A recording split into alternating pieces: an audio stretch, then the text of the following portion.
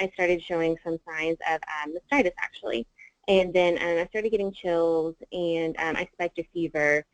And then later that day, I started getting some more intense symptoms. I just didn't really feel like myself. I called in to the OB and got a prescription for my mastitis. And within the next couple of days, I just kind of worsened, actually. You know, the fever and the chills had gone away, and the mastitis started to feel a little bit better. But overall, a feeling in general of my overall health, I kind of knew something was off. I started having really rapid heartbeats, even walking from the living room to the kitchen, and started noticing that my breath was a little off as well. It wasn't like I was gasping for air, like some people explain it. Mine was more of if I would take in a breath, it would kind of cut, and then I would start coughing after that. I literally picked up the sheet and showed it to my mom, and I said, shortness of breath, 911. I said, we're going in.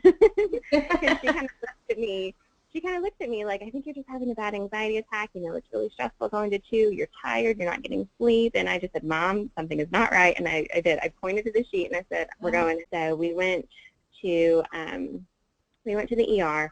You know, they did my pulse oximeter and everything, and my pulse was about 163. And so immediately they put me back in the room, started drawing labs and everything, and putting in the orders, and did the blood work to kind of see if there was a possibility that it would be a clot. They did the CAT scan, they did the chest x-ray and everything like that. The x-ray came back normal.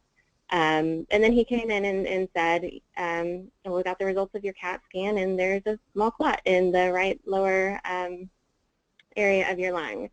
So at that point I cried, you know, not really sure what it entailed. So I had a mix of emotions going through my head, you know, thankful that they caught it, scared to death that I wasn't going to go home to my girls. I had a 9-day-old newborn baby, a two almost 3-year-old that, you know, I was her everything. So really just kind of emotionally scared me. People have different complications with everything, but that kind of fear of not knowing if you're ever going to hold your baby again. And they actually, the hospital was wonderful. They made sure that I was on a prescription and Lovenox as well. That wouldn't affect my breastfeeding.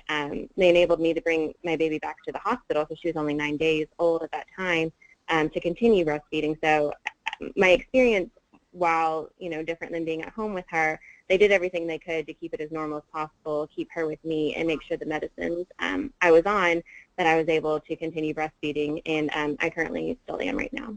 You know, they kind of were surprised I wasn't cesarean. I didn't have any risk factors, anything like that, but it still happened, and it still can happen.